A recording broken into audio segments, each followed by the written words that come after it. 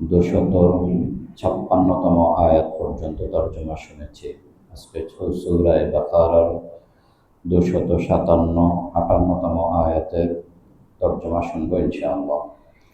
আউযু বিল্লাহি মিনাশ শাইতানির রাজীম। বিসমিল্লাহির রহমানির রহিম। আল্লাহু ওয়ালিয়্যুল্লাযীনা আমানু ইউখরিজুহুম মিনাজ যুলুমাতি ইলান নূর والذين كفروا أولياؤهم الطاغوت يخرجونهم من النور إلى الظلمات أولئك أصحاب النار هم فيها خالدون ألم تر إلى الذي حاج إبراهيم في ربه أن آتاه الله الملك إذ قال إبراهيم ربي الذي يحيي ويميت قال أنا أحيي وأميت قال إبراهيم فإن الله يأتي بالشمس من المشرق فأت بها من المغرب فبهت الذي كفر والله لا يهدي القوم الظالمين। আল্লাহ রাব্বুল আলামিন ইরশাদ করছেন, আল্লাহ তাআলা মুমিনদের অভিভাবক। তিনি তাদেরকে অন্ধকার থেকে আলোর দিকে বের করে নিয়ে আসেন। আর যারা কুফরি করেছে তাদের অভিভাবক হচ্ছে তাগুত। তাদেরকে আলো থেকে অন্ধকারে নিয়ে যায়, আর তারাই হচ্ছে জাহান্নামের অধিবাসী।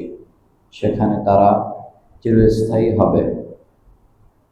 হে নবী, তুমি কি সেই ব্যক্তির ব্যাপারে চিন্তা করে দেখেছ যে ইব্রাহিমের সাথে তার রবের ব্যাপারে বিতর্কে লিপ্ত হয়েছিল? কারণ আল্লাহ তাআলা তাকে রাজত্ব দান করেছেন।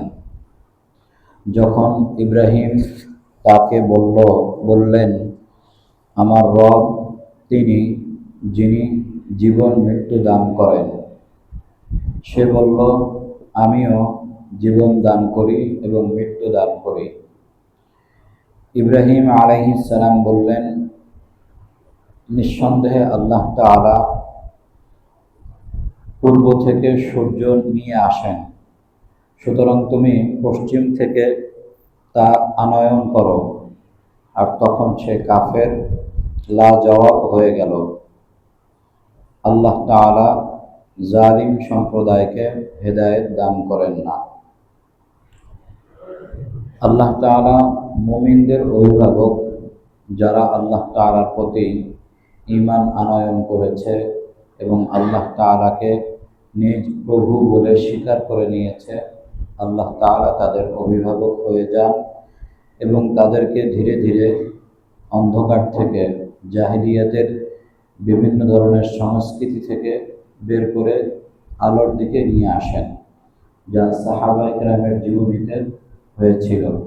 যখন তারা ঈমান এনেছেন, রাসূল সাল্লাল্লাহু আলাইহি ওয়াসাল্লামের কাছে জীবনকে পরিপূর্ণ সঁপে দিয়েছিলেন, রাসূল সাল্লাল্লাহু আলাইহি ওয়াসাল্লাম আল্লাহ তাআলার নির্দেশনা মোতাবেক তাদেরকে পরিচালনা করেন।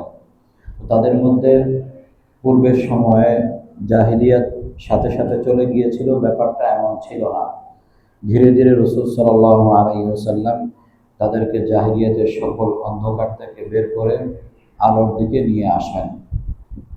আর যারা কুফর অবলম্বন করবে, কুফরদের সাথে যাদের সম্পর্ক থাকবে, কুফরকে নিজের বন্ধু বানাবে, এমন যদি হয়ে থাকে, তাহলে তাদের অভিভাবক হবে তাগুত। তাগুতের ব্যাখ্যা আমরা গতকাল আলোচনা করেছিলাম। তাগুত তাদেরকে আলো থেকে অন্ধকারের দিকে নিয়ে যাবে। যদি সে কাফের হয়ে থাকে, তাহলে তো অবশ্যই সে অন্ধকারে নিমজ্জিত হয়েছেই, আরও সে অন্ধকারে পড়ে যাবে। আর যারা কাফের হয় নাই কিন্তু কাফেরকে নিজেদের বন্ধু বানিয়েছে, পরম বন্ধু, তাদের অবস্থাও হবে এমন যে এই তাগুত তাদেরকে ধীরে ধীরে আলো থেকে অন্ধকারের দিকে নিয়ে যাবে এবং তারা সেটা টেরও পাবে না। তারা মনে করবে, আমি তো ভালোই আছি, আমি তো ঠিকই আছি, কিন্তু সে যে ধীরে ধীরে অন্ধকারে নিমজ্জিত হচ্ছে, এমনকি তার মৃত্যু এই জুলুমাতের উপরে, এই অন্ধকারের উপরে হয়ে যেতে পারে, যেহেতু সে নামধারী মুসলমান হবে কিন্তু তার অন্তরটি অন্ধকার, ফলশ্রুতিতে তার মৃত্যু এই অন্ধকারের উপরে হওয়াটাই স্বাভাবিক। উলাইকা আসহাবুন নার। আর যখন কারো মৃত্যু কুফরির উপর হবে তখন সে চিরকাল জাহান্নামে থাকবে, সে হবে জাহান্নামের অধিবাসী। এরপরে আল্লাহ তাআলা ইব্রাহিম আলাইহিস সালাম বাবেলের বাদশাহ নমরুদের সাথে যে বিতর্কে লিপ্ত হয়েছিলেন সে বিষয়ে রাসূল সাল্লাল্লাহু আলাইহি ওয়াসাল্লামকে জানালেন যে তুমি কি সে বিষয়ে সে ব্যক্তি সম্পর্কে চিন্তা করে দেখেছ যে ইব্রাহিম আলাইহিস সালামের সাথে তার রবের ব্যাপারে বিতর্কে লিপ্ত হয়েছিল। কি বিতর্কে লিপ্ত হয়েছিল?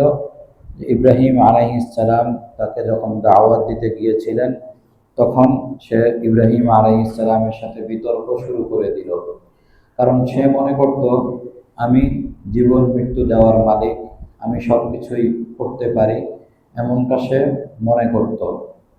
যদিও প্রকৃতপক্ষে সে এটা মনে করত না, বাস্তব অর্থে সে এটা মনে করত না, কিন্তু বাহ্যিকভাবে সে এটাই প্রকাশ করত। ইব্রাহিম আলাইহিস সালাম বললেন, আমার রব তিনি যিনি জীবন দান করেন এবং মৃত্যু দান করেন। তখন সে নমরুদ বলে উঠল, আমিও জীবন দান করি এবং মৃত্যু দান করি। কিভাবে জীবন দান করে এবং মৃত্যু দান করে সেটার প্রমাণ দেখাবার জন্য এই নমরুদ জেলখানা থেকে দুজন কয়েদিকে ডেকে নিয়ে আসলো। একজন কয়েদি হচ্ছে এমন যে মৃত্যুদণ্ড সাজাপ্রাপ্ত, কিন্তু তাকে মুক্ত করে দিল। বলল যে এই যে তাকে আমি মুক্ত করে দিলাম, তাকে জীবন দান করলাম। আরেকজন নিরপরাধ কয়েদি তাকে হত্যা করে ফেলল আর বলল যে এই যে আমি মৃত্যু দান করলাম। তো তখন ইব্রাহিম আলাইহিস সালাম চিন্তা করলেন, আসলে তো দেখছি এর মাথায় কোনো ধরনের জ্ঞান নেই, বুদ্ধি নেই, এ তো আসলে নির্বোধ। কারণ জীবন মৃত্যুর সৃষ্টি নিয়ে আমরা আলোচনা করছি, জীবন মৃত্যুর উপকরণ নিয়ে আমরা আলোচনা করছি না, কিন্তু সে তো জীবন মৃত্যুর উপকরণ নিয়ে কথাবার্তা বলছে। কিন্তু আমার কথার উদ্দেশ্য তো হচ্ছে জীবন মৃত্যুর সৃষ্টি নিয়ে, জীবনকে সৃষ্টি করা, মৃত্যুকে সৃষ্টি করা। তো তখন ইব্রাহিম আলাইহিস সালাম বললেন, যেহেতু মনে মনে চিন্তা করলেন তার মাথায় যেহেতু এই ধরনের হিতাহিত জ্ঞান নেই, অতএব তার সাথে ওই ধরনের বিতর্কে গিয়ে লাভ নেই। এই কারণে তিনি বিতর্কের পর পরিবর্তন করলেন, তিনি ভিন্ন প্রসঙ্গে গেলেন। তিনি বললেন, তাহলে নিঃসন্দেহে আল্লাহ তাআলা তো পূর্ব দিক থেকে সূর্য উদয় করেন, ফাতি বিহা মিনাল মাগরিব, তাহলে তুমি পশ্চিম দিক থেকে সূর্যকে উদয় করে দেখাও তো, যদি তুমি ক্ষমতা রেখে থাকো।